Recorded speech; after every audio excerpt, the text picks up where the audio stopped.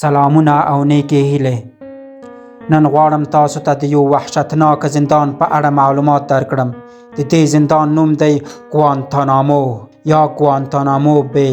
زه پوهیږم چې ډیری له تاسو به د دې زندان په اړه ډیر اوریدلی وي او د ګوانتانامو نوم به مو ډیر تر غوږو شوی وي، خو نن به په دې ویډیو کې تاسو ته داسې معلومات درکړم چې کیدای شي تر اوسه مو نه وي اوریدلی. دا نظامي زندان د امریکا هیواد له لوري جوړ شوی، خو په امریکا کې موقعیت نه لري بلکې د کوبا په ساحل ختیځ کې موقعیت لري. د کوبا هیواد امریکا ته نږدې پروت دی. د ګوانتانامو زندان په 2001 میلادي کال کې د جورج بوش لخوا جوړ شوی. د افغانستان او پاکستان اوسیدونکي د ګوانتانامو په اړه ډیر اوریدلی او د همدې زندان په هغو ټولو ظلمونو هم خبر دي او پوهیږي چې دا تر کومه حده وحشتناک زندان دی. راځئ چې اوس مو سم خبر کړم چې په دې جیل کې د یو زندانی ژوند څه ډول دی، یعنی په دې وحشتناک زندان کې په یو زندانی څه تیریږي. دا زندان د نورو په پرتله ډیر توپیر لري، یعنی ډیر فرق لري، ځکه په نورو زندانونو کې یو متهم یا مجرم وروسته د محکمې د پریکړې په اساس جیل ته داخلیږي، خو دې زندان ته پرته له دې چې د محکمې پریکړه وشي بندیان کیږي. یعنی د ګوانتانامو بندیان محکمه په خوب هم نشي لیدلای. له همدې کبله ځینې بېګناه کسان هم په دې زندان کې په کلونو بندیان وي، لکه اسدالله هارون چې 14 کاله یې د ګوانتانامو په زندان کې تیر کړل. څومره شوی دی دوی هیڅ هم په ما باندې ثابت کړي نه دي. له دې زندان څخه د یو زندانی آزادول یو آسانه کار نه دی. حتی که یو بل هیواد د خپل وګړي د آزادولو په اړه د امریکا څخه د راخوشي کېدلو غوښتنه هم وکړي، په داسې حال کې چې زندانی بې ګناه هم وي، خو بیا به هم کلونه وخت ونیسي چې یو زندانی د ګوانتانامو د زندان څخه راخلاص شي. اوس راځئ چې د یو زندانی ژوند وګورو چې په دې زندان کې څه ډول دی. په دې زندان کې د یو زندانی تر ټولو غټه ستونزه دا ده چې دوی هیڅ کله نشي کولای په دې زندان کې سم خوب وکړي.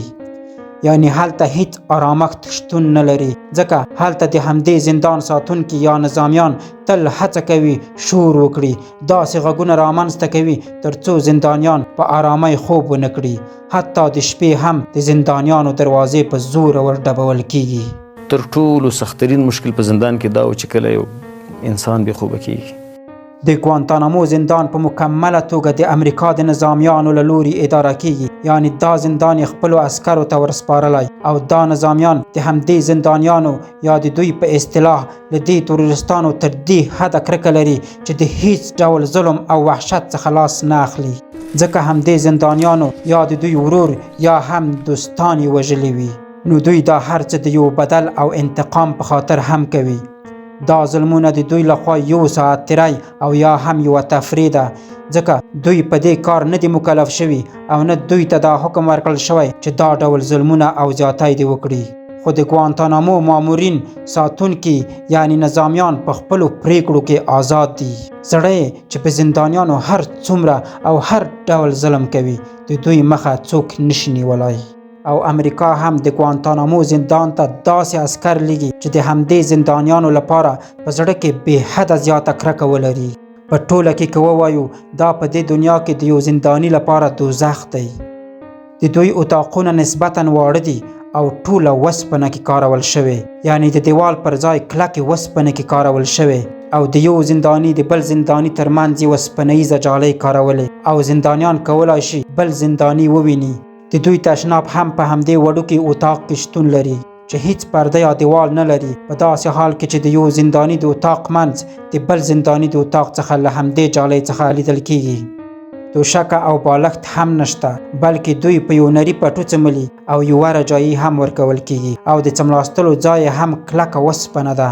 دې زندان ته خبریالان هم نشي کولای ورننوځي، یعنی اجازه نه لري. یوازې د کورنۍ غړي کولای شي دې زندان ته ورننوځي. د زندانیانو د کورنۍ غړي نه یادوم، بلکې د همدې نظامیانو د کورنۍ غړي کولای شي دې زندان ته ورننوځي. راځئ اوس وګورو چې دې زندانیانو ته څه ډول خواړه ورکول کیږي. لومړی خو زندانیان نه غواړي خواړه وخوري، په دوی کې ځینې غواړي چې د لوږې مړه شي، ځکه دوی پوهیږي چې مرګ له دې ژوند نه په مراتبو بهتره دی، خو دوی دې لوی آرمان ته هم نشي رسیدلی. د دوی د غرمې خواړه پنیر او لږ څه ډوډۍ له مړۍ یا مالټې سره ده. او د ماښامه دوی ته یوازې لږ وچه ډوډۍ او یوه کیله ورکول کیږي. دوی اړ دي چې دا خواړه وخوري. دلته غذایي اعتصاب یا د لوږې له کبله ځان وژنه دا هیڅ معنا نه لري او نه یې پرېږدي چې له لوږې ځان مړ کړي. خو که بیا هم څوک وغواړي ډوډۍ ونه خوري، دوی په زوره او جبر باندې په یو ډول د دوی معدې ته خواړه ور داخلوي.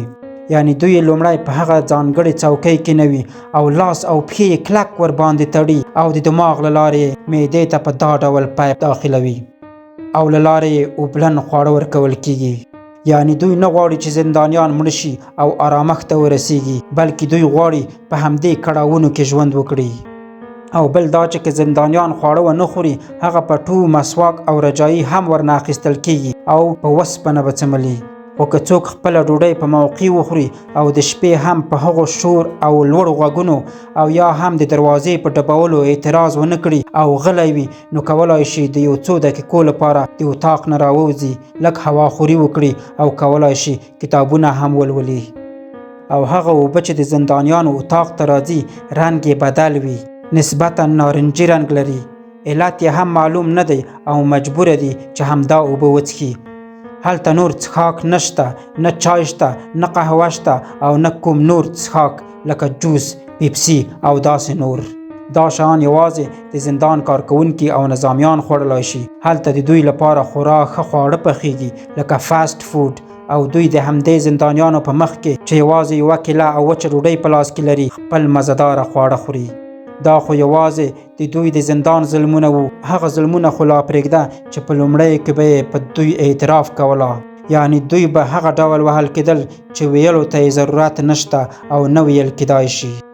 کله به یې په دوه لاسونو راځوړندول تر هغه حده چې د دوی لاسونه به بېسیکه او فلج غوندې شول.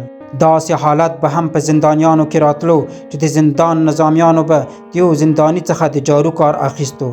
یعنی کله به چې یو ځای د کوم زنداني له وجې خیرن شو، دوی به په هماغه ځای زنداني څملولو او لکه پایپاک به یو او بل خوا کشوله. د ګوانتانامو په جیل کې په لومړیو کې حتی زندانیان په سپیو تړل کېدل او یوه بله شکنجه هم وه، خو زه یې نشم ویلی، ترې تیر به شو. د دوی یو عذاب ورکول چې ماته ډیر خطرناکه ښکاري، هغه دا ډول مصنوعي خفه کول دي. یوه ټوټه به یې پر مخ ور واچوله او په داسې شکل به یې په مخ باندې اوبه ور اچولې. تاسو ووایئ دا ډول ژوند ښه دی که مرګ؟ د ګوانتانامو زندانیان نه یوازې چې په فزیکي توګه ځورول کېدل، بلکې په روحي توګه هم دوی ته عذاب ورکول کېده. یعنی داسې موسیقي به یې نشرولې چې د زندانیانو د عذاب سبب کېدل، او همدارنګه ډېرې عجیبې رڼاګانې به یې هم خپرولې چې د یو زنداني په ذهن او ماغزو به یې منفي اغېز کوله. نه یوازې چې افغانان دا زندان پیژني او په اړه یې اورېدلي، بلکې د نړۍ ټول هیوادونه د ګوانتانامو د زندان له ظلمونو خبر دي. کله ناکله په ځینې هیوادونو کې او حتی په امریکا کې هم خلکو اعتراضونه کړي چې باید دا زندان بند شي. اوباما د خپل حکومت په وخت کې هم وعده کړې وه چې دا زندان به بندوي، خو وروسته یې ونه شوای کولی بند یې کړي. او ترامپ وویل چې دا زندان باید هیڅ کله بند نشي. فعلا هم په زرګونه کسان په دې زندان کې بندیان دي او د ډیرو هیوادونو دا غوښتنه ده چې که زندان نه بندیږي، کم تر کمه باید امریکا ته انتقال شي. خو امریکایي نظامیان هم دا نه غواړي چې دا زندان امریکا ته ولېږدوي. دا ځکه چې که زندان امریکا ته انتقال شي، نو اړ دي چې د امریکا قانون به مراعات کوي چې له مخې به یې نشي کولی په زندانیانو دا ډول ظلم وکړي. اوس چې زنداني د کوبا په شرق کې د ګوانتانامو په سیمه کې پروت دی، نو دلته هیڅ ډول قانون شتون نه لري، او چې دوی د زندانیانو سره څه کوي څوک یې مخه نشي نیولی. او بل دا چې که دا زندان امریکا ته انتقال شي، نو یو زنداني به د محکمې د پریکړې په اساس جیل ته اچول کیږي، چې دا د امریکا لښکر او یا نظامیانو ته د منلو وړ نه دی. که مو ویډیو خوښه شوې وي نو درسره لایک یې کړئ، او که غواړئ زموږ نور ګټور، جالب او په زړه پورې معلومات له لاسه ور نه کړئ، نو زما یوټیوب چینل درسره سبسکرایب کړئ. د الله په امان.